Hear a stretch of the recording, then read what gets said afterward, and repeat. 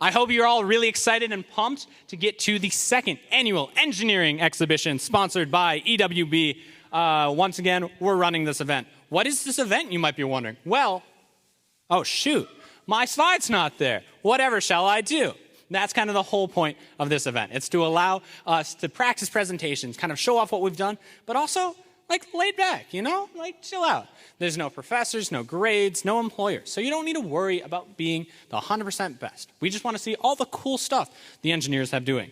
Well, what engineers are here presenting the cool stuff that they've done? That's a great question. We have a whole bunch. In fact, we have 11 different presenters, from Engineers Without Borders to Husky Motorsports to the National Society of Black Engineers. We have a whole bunch of different events. So it'll be really fun and really exciting. So up first, we have the sponsor of this event, EWB. Engineers Without Borders is a really cool organization. Last semester, our main focus was on building pathlights and kind of getting people used to how we work and the tools we use. We also wanted to make sure our community partnerships were strong from last year. So we wanted to continue that. This semester, we've been working on our vertical farm. As you can see over there, we'll have some demonstrations later. And we're really excited because this summer, we're going to Guatemala. We're going to be building some buildings down there, and we're really excited. The mission of Engineers Without Borders is to help disadvantaged communities using engineering ideals. What that means is we use the engineering knowledge that we get in the classroom and we apply it to communities that need that help. Our spring semester was focused on pathlights, kind of getting people into the Engineering Without Borders, what we do, the tools we use, the safety precautions we take, but it's not that hard. We found a magazine that showed some pathlights. We teach people how to use tools, and we invented a little bit and did some different stuff. And there's a pathlight. Looks good. It'll be going up to the Community Garden whenever they respond to my email. We also worked a lot with our community. Last year, we worked with SWE to do an Earth Day cleanup. We're going to do that again this year. The Friday before Earth Day, we're going to be doing it same spot between Cole and Neptune. So if you want to go help the environment, go there. There's also a bunch of different Earth Day events. We also hosted this last year, so thanks for coming back. We also worked with Habitat for Humanity. The house that we were working on actually finished, so someone else got a house to live in, which is great. We also worked with the speech and debate team to send a package of school supplies to a new school in Kenya. So really cool stuff that we're doing with our community. This spring, we've been working on a vertical farm. We've done some planning, and one of the big goals of it is to be able to send a pamphlet anywhere that is easily able to build this. It's all hardware, cheap hardware supplies or Amazon stuff, so it should be able to be built by anyone. So this is us building it. It's really cool, and this is kind of what it's going to look like. So eventually there'll be that, but cool, bright light. It's really cool. If you ever want to take those TikToks, I don't do social media. You can woo. Yeah, but it's really cool. And as I talked about earlier, we're working with Go Eco to go to Guatemala, which we're really excited for. So, any questions? And if you're interested, reach out to me or our org. We're still happy to have you, even with the last 5 weeks of school. If you want to just check us out, go for it. We're still putting the finishing touches. We're going to go over to Philip up next. Philip has been working on molecular simulation of nanoparticles with Aman Salhinia. It's a bunch of really cool stuff, so I'm going to hand it over to you. Here's the clicker. Assuming you know how to use it, you have a cool presentation. My name is Philip Tomich. I am a grad student here at NIU. I've been working with Dr. Salhinia on the molecular simulation of metallic core shell nanoparticles. Molecular dynamics is a computer simulation method to study the movement of atoms.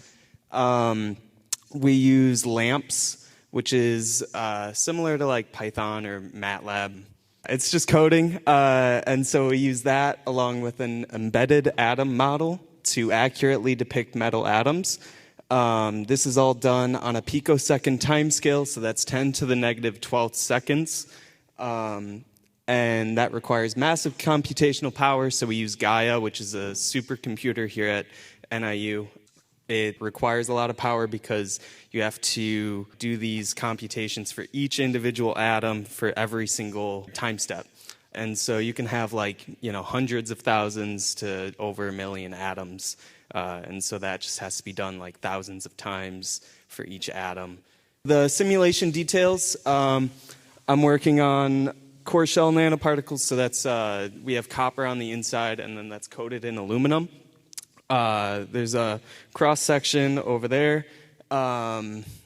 So we want to study it under compression to see how the deformation mechanisms propagate and act. So we're doing a lot of different sizes and then lattice orientations and strain rates. But we're mainly focusing on a strain rate of 10 to the 8th seconds inverse. So that's a lot faster than what you would do in real life.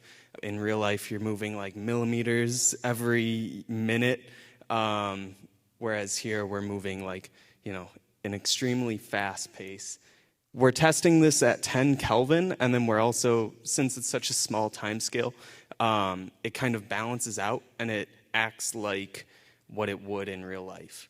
The reason that we're doing this is that there's not a lot of research being done on core shell nanoparticles, but they have a lot of promise. They can be used in additive manufacturing, with like 3D printing metals. You spray on a sheet of like metallic dust, and so that would be the nanoparticles. And so the copper would act as like a strengthening to the aluminum. And then it can also be used in aerospace, plasmonics, which is like solar cells, things of that nature, and also construction. So this is due to being lightweight, high mechanical strength, elastic, electronic, and thermal properties. So our results, these are just some GIFs of various sized nanoparticles. So right there, I think is like 60 angstrom radius, and then I think 100 radius, and then 80 radius. And so you can see that it kind of acts differently depending on the size of the shell. All of the cores here are the same size. It's just the shell thickness being changed. And so you can see it kind of like moves throughout the shell, and at the smaller sizes, it gets it passes into the core much faster than it does the larger sizes. And each of these are going to like a strain of I think like 0.25. So it's not very much. Here is our stress strain curve. So each of the plummets are like when the deformations happen. Future research, we're going to be testing different lattice orientations to compare. We're going to be doing like melting several nanoparticles together and then compressing those to see, how it acts, because that would be more like a bulk material. And then this ties to other research being done, which is on laser ablation. So that's like simulating the actual additive manufacturing with metals. Thank you so much, Philip. Wasn't that really cool? Up next, we have a bunch of really cool people talking about Society of Women Engineering. Just like how Philip has future research, these guys are the people who are teaching young minds how to be engineers. Our mission is to empower women to achieve their full potential in careers as engineers and leaders, expand the image of engineering and technology professions as a positive force in improving the quality of life, and demonstrate the value of diversity and inclusion. Basically, we are here to create a community that supports women in STEM.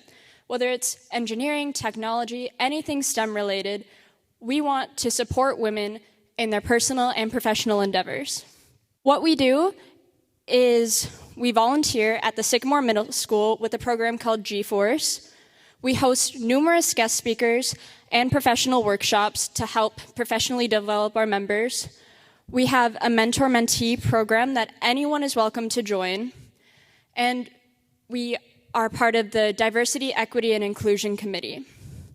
Each of these helps to create a community that values women and understands how to fully support women here at NIU, and then once we leave and go into the workforce. Next up, we have our specific talking points. G-Force. This is at Sycamore Middle School, as we had previously mentioned. This is an all-girls middle school STEM club. We recently got them nationally recognized as a junior chapter of NIU SWE. We taught a 5-week course after-school program on different types of engineering. And we also volunteered at Science Olympiad Night, where we had a host of middle schoolers come and have new STEM experiences. We also are a positive role models for all of the girls and all of the students that we are meeting with. We host guest speakers. Our primary focus with guest speakers is alumni, companies, and professional development coaches. We try to vary who we bring in. We are a professional organization, but we want to get a wide array of different things that women in STEM could be doing. Our technical crash courses are another part of things that we've started in the past year. We want well-rounded female engineers, and to do that, we kind of had to change from just solely being a professional organization into something that will completely fulfill all theoretical aspects of engineering as we build a community of women. So we currently are hosting technical events including MATLAB, SolidWorks, soldering crash courses, and we're adding to that as we go on. We meet weekly on Wednesdays at 7 p.m. in EB 221. Everyone is welcome, not just women. Anyone can join. Thank you so much, Sweet. I've been to a couple of their meetings. They're really fun. Up next, we have Noah talking about some really cool stuff with biomaterial fabrication technology. Noah, just like Philip, is here twice. So we're really happy to have him back talking about the improvements you've made since last year. All right, let's see it. Yeah, thank you. Thank you, Chris. And thank you for everyone who helped set this up here. Trying to kind of expand on where we were at last year. Say last year doing some studies on liposomal drug delivery systems, where now moving forward trying to test these systems inside of a laboratory. And in order to do that, we have to fabricate materials that are quite similar to what we see inside biological systems. So this presentation is on the efforts for bridging the gap between tissue engineering technology and cost-effective bioprinting systems for low-resource laboratories. Additive manufacturing uses CAD softwares to help enable three-dimensional configurations of materials that can change given state. Oftentimes we use extrusion for biomaterials. Extrusion additive manufacturing could take place to help offer various implantation therapeutics as well as biomimetic materials that one can test drugs on in the laboratory. On the left here we see this is a bioprinter. This is not my bioprinter. I have no rights for this guy here, but I wanted to have it up here for reference. We can look at that bioprinter and notice that there is similar axes and stepper motors and various belts that help allow for the translation of the needle. That needle is similar to a needle that one would get a shot from a physician with. And that needle extrudes hydrogel media onto the platform below, allowing for it to cross-link and configure a 3D structure. Here's another couple images helping us kind of digest what's really going on here. It's something that I find kind of challenging, but also quite beautiful, I'd say, is the articular cartilage problem and the way that we have osteochondral relationship. It changes over time, where it goes from cartilage down to bone. And that relationship, that change over time, is actually kind of complex to mimic when wanting to create some sort of therapeutic for something like arthritis. Eliminating that arterial cartilage over time is what causes that bone-to-bone contact and causes arthritis. So this is a significant effort for trying to manufacture and fabricate such challenging materials. The current goal that I really just kind of wanted to present to my colleagues here at NIU is what we could work on to help bring this technology here, and that is to design an affordable bioprinting head, making this technology more widely accessible.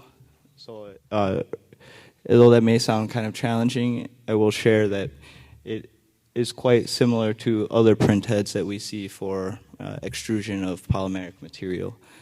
I was fortunate enough to secure some opportunity at Mayo Clinic for this summer, which is going to help me in these endeavors where someone is actually say my motivation to understanding biomaterial fabrication is to not only help for therapeutics, within the body of those materials, but also to be able to test certain drugs here at NIU, because there is some brilliant folks in the biochemistry department and the chemistry department who are trying to develop various drugs, and one way to test them without having to use human or any sort of living organism is we can make the tissue in the lab.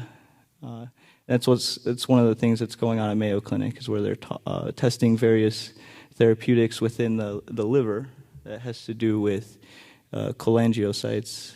These are the cells that line the bile ducts of the liver, which are quite important for moving bile throughout our system. That bile is something that helps regulate digestion, as well as getting rid of various byproducts and waste products. Biliary cirrhosis, it is untreatable. It requires liver transplantation. So that's why the identification of various coded targets within the ribonucleic acid is important. Something that I found that was super amazing is we actually can do various tests on the genetic coding in order to determine what genes actually match up to certain indicators of diseases. I did not know that our technology was at that point. I knew we were understanding that, but it is as easy as statistical analyses and seeing, hey, this is more abundant. This genetic coding is more abundant than this. We can utilize this fact. These are just some of the specific aims. We're going to be looking into long non-coding RNA. Something that this team has found is that the long non-coding RNA actually does have some level of significance. In this case, it is significant for indicating fibrosis within those biliary walls. Say the sort of fibrosis developing more dense fibrous walls of the bile ducts will cause for obstruction and cirrhosis. Kind of going back into the liposomal drug delivery, say this is some of the methodology that will be used at the Mayo Clinic, and also something that I want to partner up with some of the folks back at the biochemistry labs and the chemistry labs here at NIU once we can get some fabrication of some biological tissues here. Some little background here, they're just spherical vesicles made out of phospholipids. Something that's awesome about these guys is they can be functionalized. We can utilize these vessels, integrating them with surface proteins that interact with certain cells or tissues within the human body. Kind of goes into a little bit more detail there. It also states, and something that's also kind of interesting, is these liposome vesicles, they can be functionalized in the sense of having a response to a environmental stimulus. So if I were to load this vesicle with some sort of drug, inject it into a vascular system like our blood, having a specific protein on the surface of this will help bind to a certain site in human body. And also, depending on what's taking place in that part of the human body, what function is taking place, maybe it might be in the stomach, or depending on where it is, it can be stimulated by a high pH or low pH and allow for that degradation to take place and have that drug be delivered. What the heck is printed out of these bioprinting devices? What is extruded? It's hydrogels. Hydrogels, they are quite synonymous, not literally, but very close to what we see in our extracellular matrix. So by taking a construct and creating a biocompatible matrix that can interact with biological cells, these cells can be loaded into this construct, and that's kind of the idea. In order to get to that point, these hydrogels have to be able to be printed. Cellular seeding and proliferation within the hydrogel. Cellular seeding is the process of the incorporation of the cells within the hydrogel scaffold. So after bioprinting, one can seed the cells into this media, also add various chemical stimulants that will cause certain effects to these cells, also provide various additional media to stimulate and allow these cells to grow, and then also provide an energy source like blood and nutrients to cause these cells to take on a role and functionalize. That's kind of where that second bullet point goes into. It goes into the mesenchymal stem cells and parenchymal stem cells.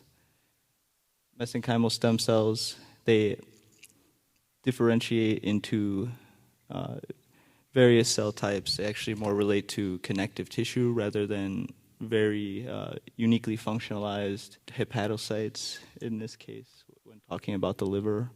Something that's interesting about both mesenchymal stem cells and parenchymal stem cells is that they can be harvested from oneself. Something that I really have been noticing a lot about mesenchymal stem cells when reading up on them.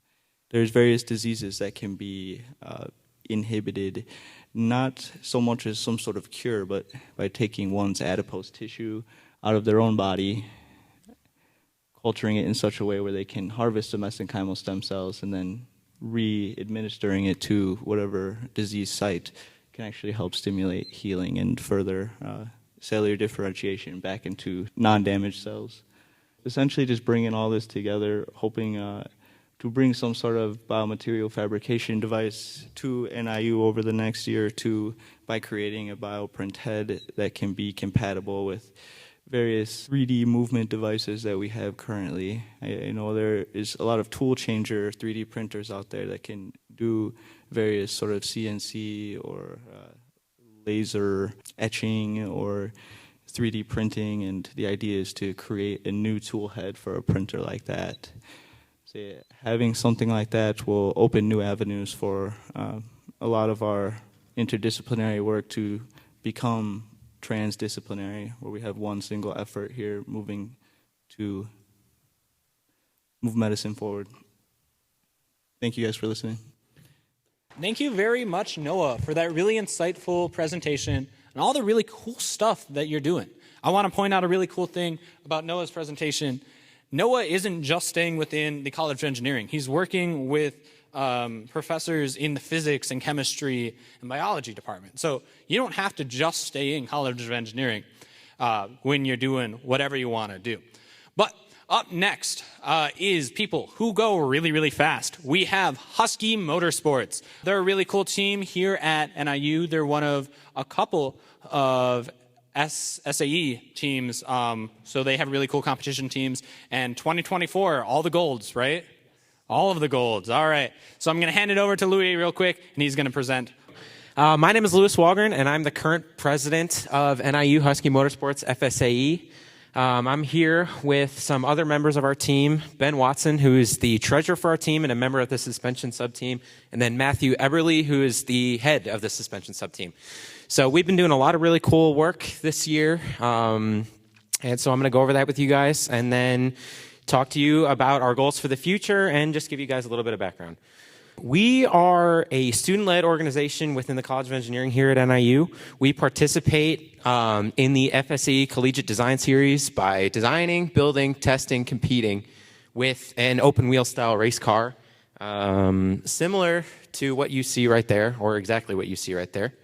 That is the car that we built last year for 2022.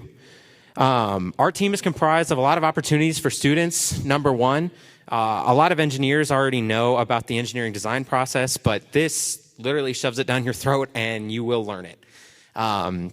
Because the judging at competition is really rigorous, which we'll get into later.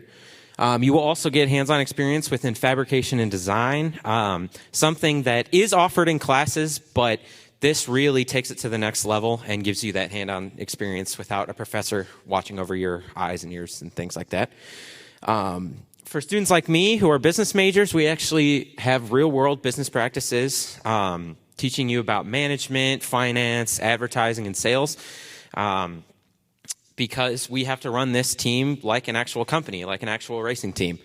Finally, all students will have the opportunities to connect with other companies and intern at other companies such as GM, Tesla, and Ford.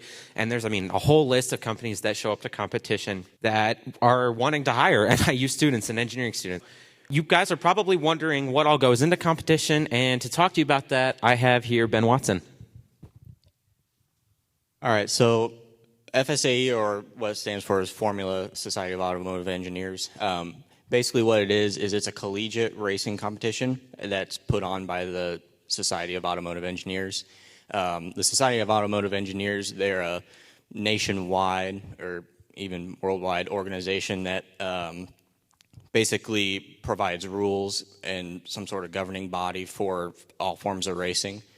The competition that we compete at is normally held at Michigan International Speedway. What we do at the competition is we go through multiple different events. One of them is the design competition, where we just kind of prove our designs, as well as a cost presentation. And then we also go through some dynamic events, and that's basically where we drive the car. We go through like an endurance race, acceleration, all sorts of different dynamic tests. Now, when Ben says this is international, he really means it. There are a lot of teams from around the world. We've raced against teams from Germany, Canada, Mexico, Brazil. Pretty much everywhere you can think of, they have a team from there. About 100 people show up to each competition, but there are 400 teams registered internationally. I'm going to talk to you guys a little bit about each sub-team, and as well as my members will too. Number one, starting off with powertrain. So this is how we divide up our club. And with powertrain, that goes into anything that makes the car move. So we use a Yamaha brand engine to power the wheels, and then we have drivetrain components like differentials and axles and things like that that actually put power to the ground. And the head of that sub-team is Nicholas Pekarski. Next, we have our controls and safety sub-team, which they deal with anything that the driver touches. Anything from seat harnesses to the seat, steering wheel, pedals, and all the safety aspects of the car as well, like the firewall. And then the chassis, body, and aerodynamics. Basically, so like the chassis consists of the tubular frame that connects all the components of the car together. And then what we can do with the chassis is form it in a way that it can work for us aerodynamically. And so that's where the body and the aerodynamics come into play. So for like this upcoming car, we're going to be using all carbon fiber body panels, and we'll be able to use, wings, splitters, canards to help generate downforce and all sorts of different aerodynamic capabilities. And then for the suspension sub-team, that basically controls how the car will drive. So there's a lot of vehicle dynamics you get to experience with there, like MEE 211. A lot of dynamics focusing on how the car can drive and really trying to get the most use out of the tires. Also making sure that the suspension is structurally sound and can hold up out on track. Finally, last up, we have my favorite sub-team, which is the business sub-team.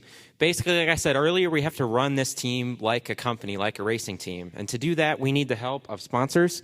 So first, for this year, we've been working with Superior Journeying Technologies, which basically they're a fabrication company, and they're going to help us bend, notch, cut, and weld our chassis, which is going to save us a lot of time and a lot of money. Next, we've got SOAS Apparel and Design, which designed the lovely polo that I'm wearing, as well as Ben. They're a local DeKalb business, so we like to work with local businesses and promote them at school events, as well as the big corporations that can help us out and give us a lot of money. So going into this next slide, we have some of our 2022 designs compared to the 2024 designs. So the 2022 design, you can see that along the bottom of the chassis, the kind of skeleton of the car, it's very flat. This year, we've opted for a nose that is slightly higher off the ground.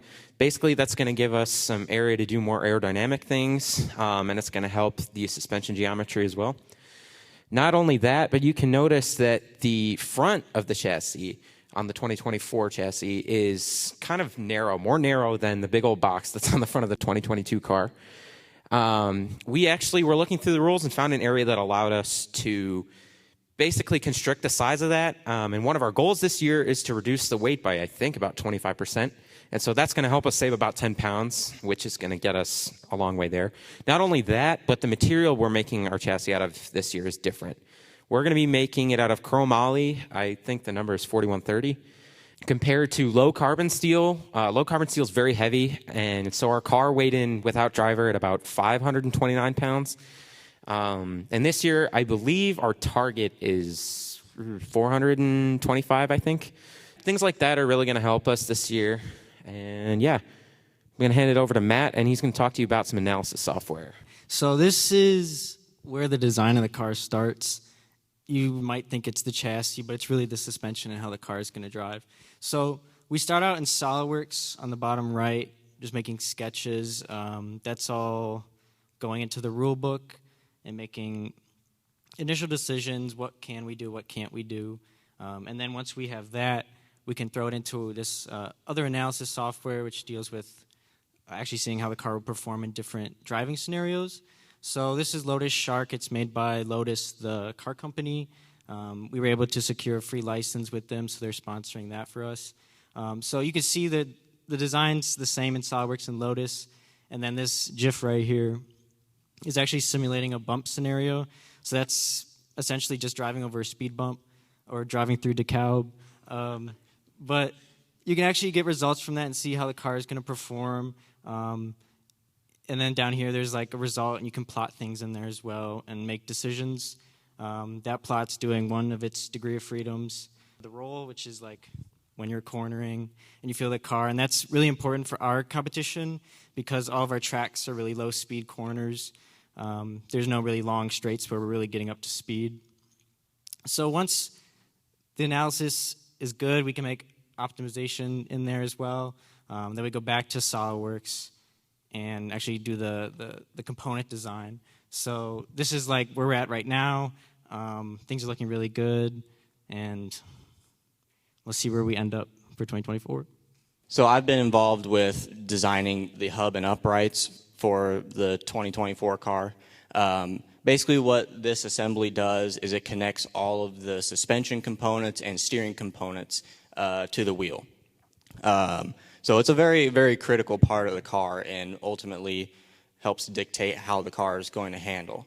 The uprights, which are the gray pieces in the assembly, with the uprights there's a lot of like geometry inside of them because suspension is based on geometry, basically. So if the geometry's off, the whole car is not going to handle correctly. So the reason why we're redesigning the uprights and hubs is largely because the 2022 ones were designed incorrectly. There's a factor called caster. So caster is the angle of the steering axis front and back in respect to the car. So on the 2022 front uprights, if you were to draw a line between the upper mount here and the lower mount between the control arms, the angle of that line is in the incorrect direction. So basically what the 2024 upright does is correct all that. And then the same with the rear. Basically the way all this connects the wheels to the suspension is so the wheel obviously gets bolted on just like a normal car wheel, but then we have what we call control arms that will branch off of the upright on the top and bottom, and that's pretty much how it connects all the steering and suspension together. This box-looking thing is actually our fuel tank for next year. Our fuel tank last year in 2022 was straight up and down, basically. This year, it's pretty flat to the ground. It's sloped to the bottom so that the fuel will be picked up by the fuel pump. But it's flat this year, which will give us better center of gravity, which the judges love to hear about. Next, we have the pedal mount, which was designed by our cockpit controls and safety lead, Nico Hugger. Basically, instead of kind of a boxier, more industrial-looking thing, we've actually opted to something that looks similar to a human pelvis, which is because it's loosely based on that. It allows us to make it as light as possible and as strong as we can. Lastly, designed by one of our CBS members, Kurt Jackson, is the pneumatic shifter assembly. So this is new this year. So this block-looking thing is the engine. Then this bar and tank and paddle have to do with the pneumatic shifter assembly. So that tank is filled with carbon dioxide, CO2, which goes through solenoids and allows a signal to be sent from the paddle shifter, which is mounted on the wheel, to the ECU, which is the computer that controls the car, to shift through the gears. You'll have on the right a paddle for going up in gears, and on the left a paddle for going down in gears. So this is going to be really significant for us because last year we were kind of going basically like a clutch and stick traditional manual, which on these tight courses, FSE courses, is really inefficient. And so we will actually be allowed to be competitive with this new technology. Lastly, I wanted to get into some other parts that we're getting this year. We're very fortunate to have the support of our own Student Government Association and our chapter of SAE, which is SAE Chicago. So the SGA allotted us a significant sum of money, I won't get into specifics, to allow us to buy this, which is a differential. It's brand new, and our old differential pretty much blew up on several occasions last year, so it's about 10 years old, so it was due for an upgrade. And that basically allows you to convert the power from the engine to the wheels, as simple as I can make it. Next, below this stick thing is our steering rack. Basically, this will be placed horizontally in between both front tires and allows you to connect the steering wheel ultimately to the wheels and steer the car. That's brand new. That's actually from SA Chicago, which they've allowed us a lot of other opportunities. Specifically, a few months ago, we had the pleasure of attending the Chicago Auto Show with media passes. So we didn't have to wait in any lines at the Ford booth or see hardly any other people there.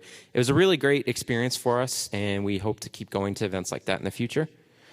Next, we have been due a long time. Matt's been very excited about this.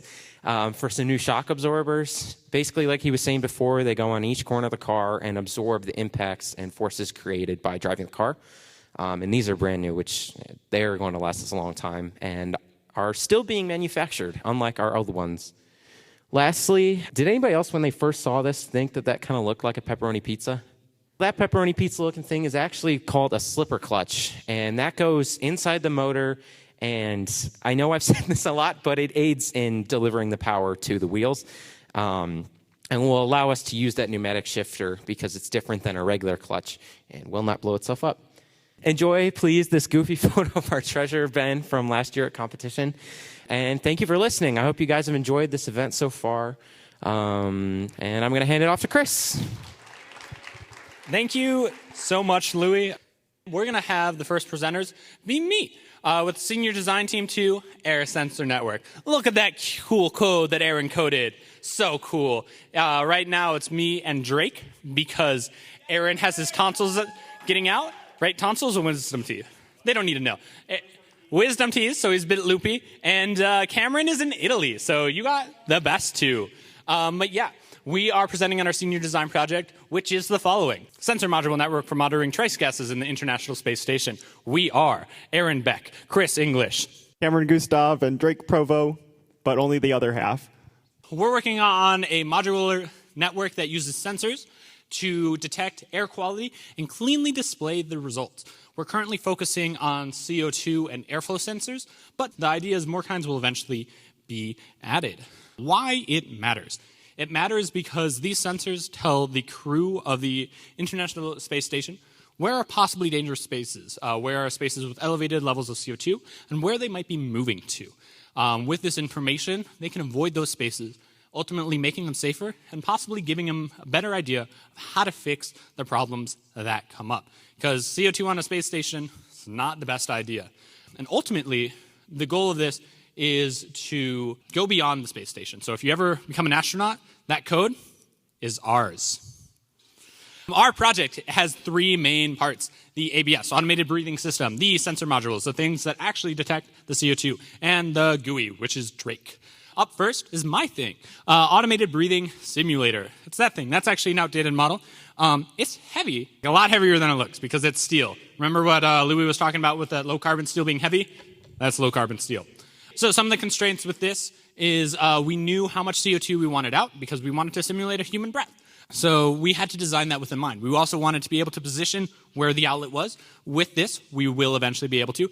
And we also, to get good data, you need long tests. So we needed to be able to do all of that. And that is how we get this really cool system, which will be pressurized with gas up to 3,000 PSI. That's a lot. So a bunch of safety stuff has had to be created to make sure that we can do that safely. So since Cameron and Aaron aren't here, I'm going to talk about the electronics and firmware for them as well.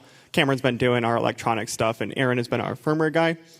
So for the sensor modules, or we've been calling them motes, we have a variety of different hardware components that we've been using. The first part we're using for our microcontroller unit, an ARM chip, and we've been using that on a microcontroller called the Atmel SAMI 70. This is a kind of like a Raspberry Pi, but a bit more uncommon. So we also have been using this anemometer right here, which is a air velocity sensor. This uses ultrasound to measure the air velocity and do that three-dimensionally. That's the Trisonica Mini wind and weather sensor. We also have a couple of CO2 sensors that we've been using, these two right here. These are going to be obviously measuring the CO2 contents of the air. So with all of these, we're integrating them together on the SAMI 70 board. The board communicates with the UART peripheral on it and uses the microcontroller unit and communicates data from the memory between the sensor chips, and then it sends it over an XB, which is like a radio frequency.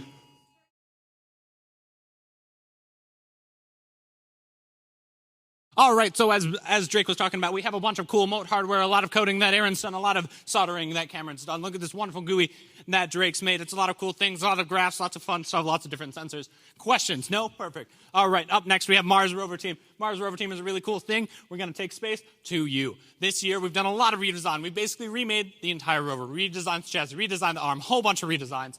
Our team is broken up into mechanical, electrical, programming, and science task.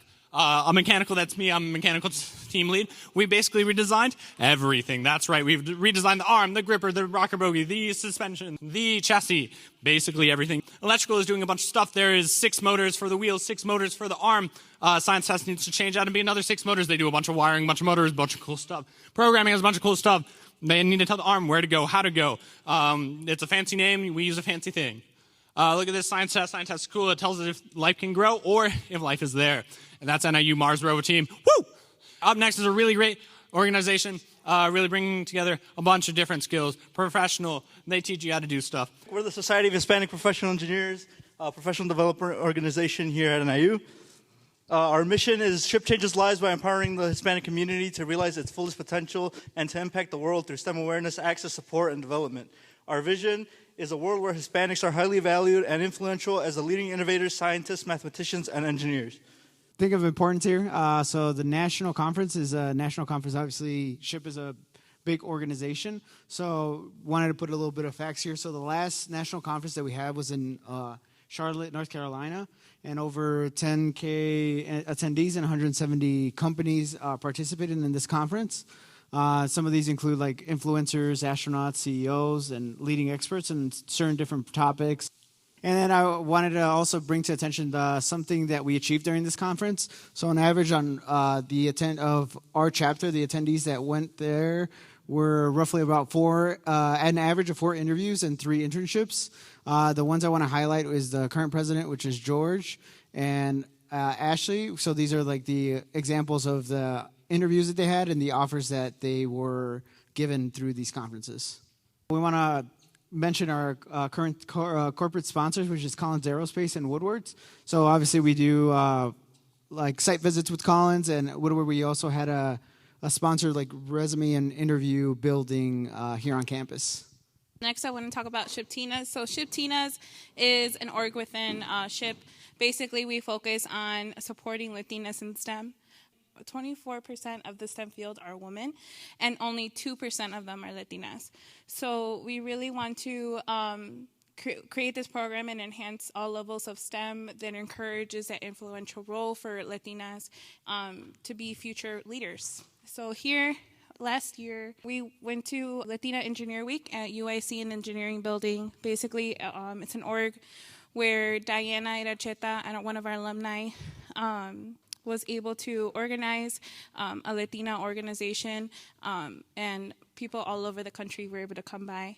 And we even got to meet Katia, which is the first Latina that was able to go to space.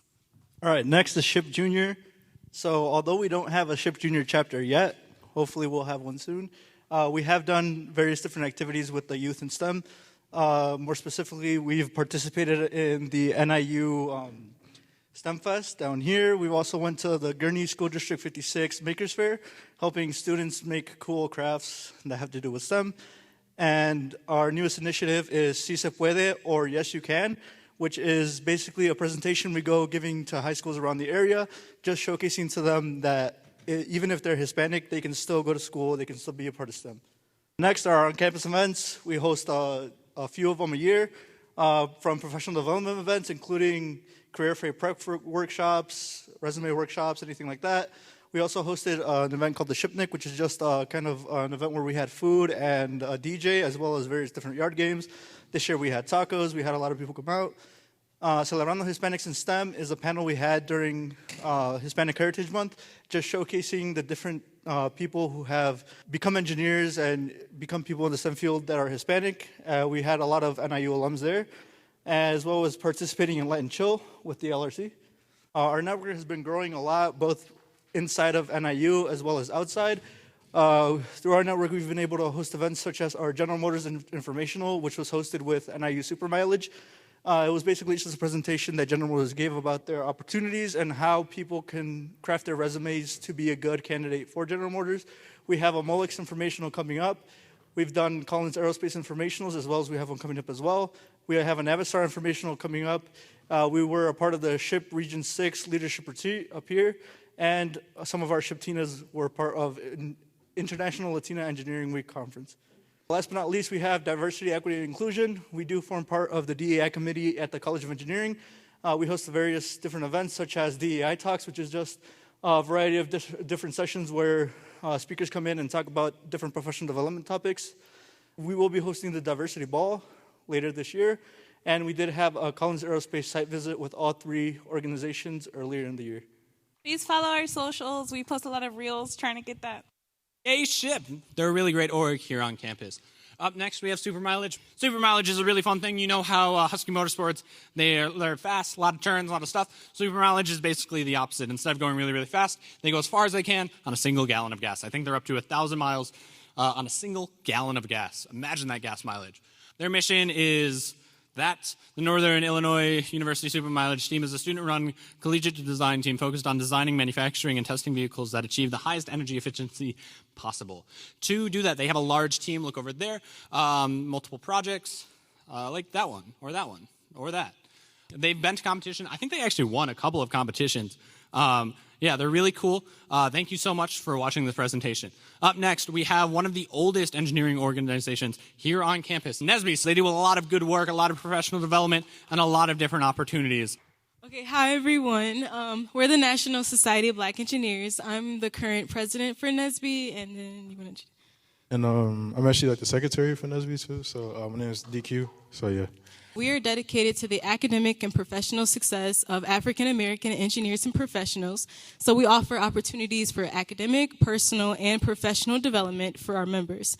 Some of the activities include academic tutoring, career-oriented workshops, social networking, and participation in NSBE conferences. So we actually have a mission statement that we like to do for every general body meeting, and our mission is to increase the number of culturally responsible Black engineers who excel academically, succeed professionally, and positively impact the community. And our motto is, don't do it alone. So there's a little fun fact between the logo of NSBE. So the torch is actually symbolizing the everlasting burning desire to achieve success in a highly competitive field and society while positively impacting the community.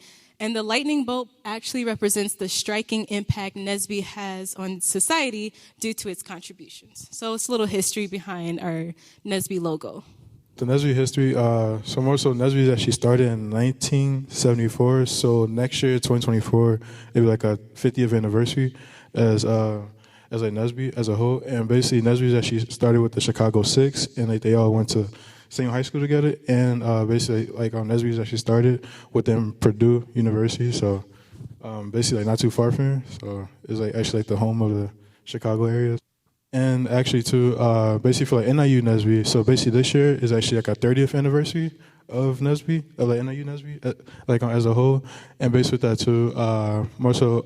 So like, we got 2-time Chapter of the Year award, which like was like actually recently last year we got Chapter of the Year award, and then we actually hosted the Regional Leadership Conference here twice, which actually last summer 2022 we actually hosted it here within like within like the Home Student Center, and basically within that too like our org like actually like grew a lot over like the past 30 years, so it's like a very huge impact right now.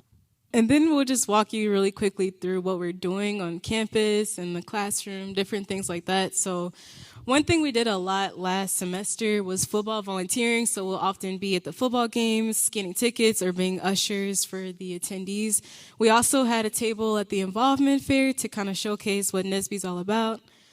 We've also had like a community presence as well. During the summer, we actually attended Harvey's 4th of July parade, so we were able to talk to like the younger generation, the younger kids in Harvey, also parents that were like had kids who were interested in engineering and let them know, you know, what NSBE was all about.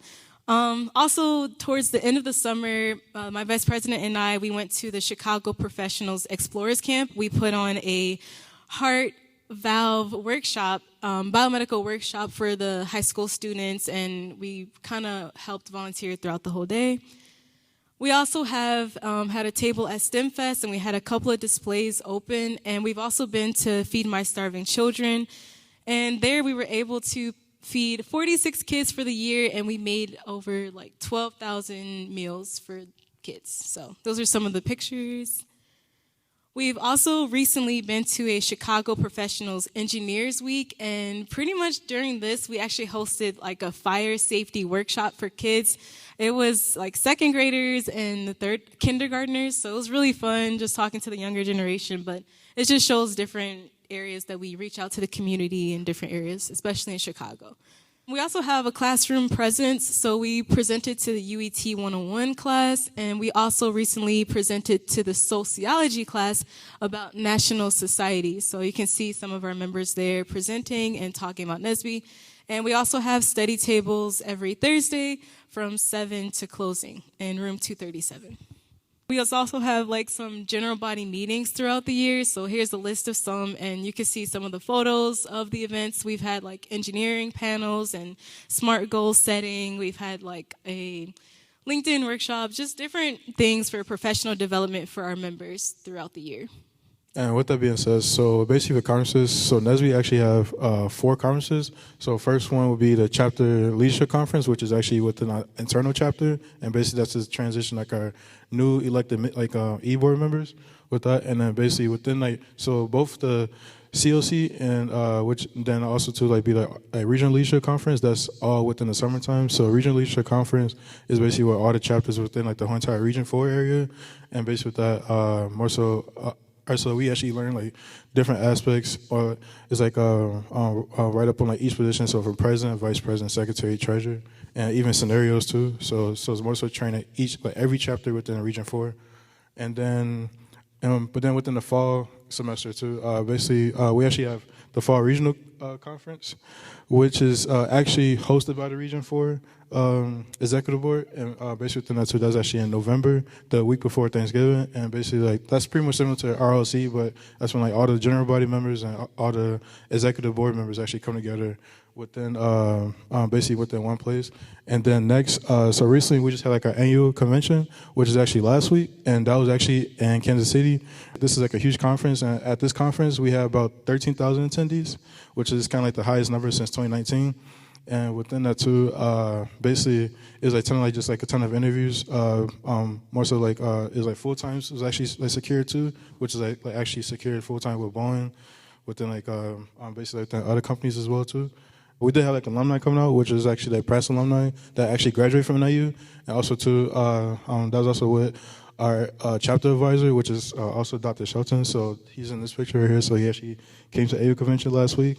This is like mostly like just like the general of companies that like all like our members had actually interviewed with, which is like kind of like just like a whole huge list, and also too basically from all these companies, right, so I'm also, all right, so like this is like all the companies that like all the members like actually secure full-time and internships and co-ops with. So it's like kind of like a broad perspective, like how everybody going to different industries within the STEM field, and it's pretty cool. So yeah, like basically like seeing our members like just like try like to secure the bag.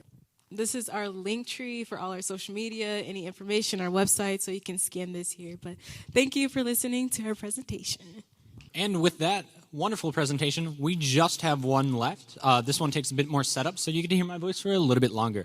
The next presentation that is a modular synthesizer. So that means they make music with electricity and code. Let's give it up for the last presentation of the night. Hey, thank you. Hello, everyone. Here. Thank you all for coming out. All right, my name's Joshua Turnipseed. And I'm Toby Adeyemi, sorry. I'm Peter Dufka. Mike Nelson. We are Senior Design Group 33, and we are building a modular synthesizer. So some background before we get into it. Most of the audio we experience in our day-to-day life is pre-recorded, and it's played back when we want to hear them. These files, they store a representation of the sound that was made. In this way, the majority of the audio we listen to relies on that physical process for creating it. But that's not the only way you can create it. You can synthesize sound with a synthesizer. So what is a synthesizer? A synthesizer is an electronic musical device used for creating, modifying, and combining tones by various methods, such as analog circuits or computer code, usually operated by means of a keyboard, sequencers, joysticks, sliders, or knobs.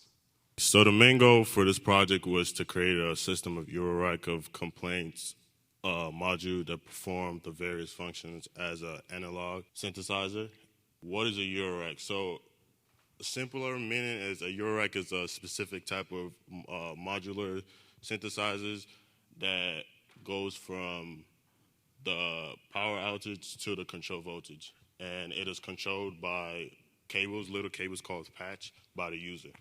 So there's two types of signals in your rack. There's the audio signal, which you hear, and then there's also the control signal, which can modulate or automate the audio signals. There's a couple module types like audio sources and modifiers and control sources and modifiers. So here are all the modules that we have in our final design. There's 10 in total, and we have 5 built so far. Some of the most important ones, such as under control sources, the music instrument digital interface to control voltage. That lets us take something from the electric piano and actually get a signal that we can use. That goes to the voltage controlled oscillator. That turns like a flat line voltage into like some kind of wave shape, like a triangle or like sawtooth, something that you can hear. It'll create like a unique like buzz sound. And that can go to a voltage-controlled amplifier that we have built so far, and that like amplifies it or attenuates it or decreases the signal strength. And also we have a delay. That one's really cool. It does this effect where it creates kind of like an echo. And also we have an attenuverter. And then all these modules we design and then make like the schematic, order it from a PCB manufacturer, and then we make like faceplates and then put it in the box. So going back to kind of those two signals we were talking about, now you can notice here on the front panel of the synthesizer, there's various knobs. So while those do control parameters, I could set them by hand. One of the novelties is I can control a lot of the parameters of the synthesizer with the control voltage. For example, we have the VCO. VCO is the oscillation. That's what you're going to hear. So if I send it a certain control voltage, it's going to play a certain tone, a certain pitch. If I send it a higher voltage, it's going to go up in pitch. Lower, it'll go lower in pitch. And if you slowly transition, it will glide on up to it. To get a signal from the piano, there's like digital signals, and we want to get it to something analog, which is all the electronics in our synthesizer. So we start with the digital signal from the keyboard. It uses like a MIDI standard. Pretty much like all digital keyboards use this standard. And it has this information It goes through the optocoupler. This isolates the microcontroller, which is like an Arduino. It isolates it from like voltage spikes, and it uses something like light sensor, kind of like Morse code with like light lamps using like an LED. There's like this flowchart of the code. It basically, the Arduino detects like whether or not there is a message, then it extrapolates the information from that. So there's like a bunch of, from the message, there's like binary data, like ones and zeros, and then it goes through a digital to analog converter, and that goes to all the modules, and it extrapolates information for like the pitch, or like what note is pressed, or how fast you press the key. So a big thing here is we're going to make 10 modules. It's up to the user with patch cables to route the signal as they choose. So here is just an example of one way to route it. Each block represents one of our modules. The shape of the block dictates what its function is. So the circle, the VCO, that's the audio source. Triangle is the audio modifiers. Squares are the control voltage sources, and diamonds are the control voltage modifiers. Again, this is just an example. You can configure it in any way you like. What do we hope to get out of this? Well, we hope to get a musical instrument that you could play. You could use it for live performances, studio gigs, or maybe just some experimental generative art piece. And with that, we all thank you very much for staying here and being here. Yeah, we're going to play it. I have the demo. So we're going to just do a quick little demo. Our Eurorack synthesizer. We have made these 5 modules up here. I have some components I bought. I've mainly been using them to test the other modules. When we have all 10 of ours at demo day, those won't be there. So this red one is the MIDI to CV, so it's getting information from the piano. The piano is not making any sound, it's just sending ones and zeros. This is interpreting that and sending out an analog voltage. From there, we use that voltage to change the pitch of the VCO. The VCO is the heart of it. It's a voltage-controlled oscillator. That's what you're going to hear. From the VCO, we have it running into the VCA. If we didn't have that, the VCO is always running. It just makes a drone. And drone music is, if you like drone music, it's up to you. But yeah, and then from there, we have it going into our delay. So just a simple digital delay. So, I mean, without further ado. Whoa. And I have a couple sequences on here, so don't mind if I do.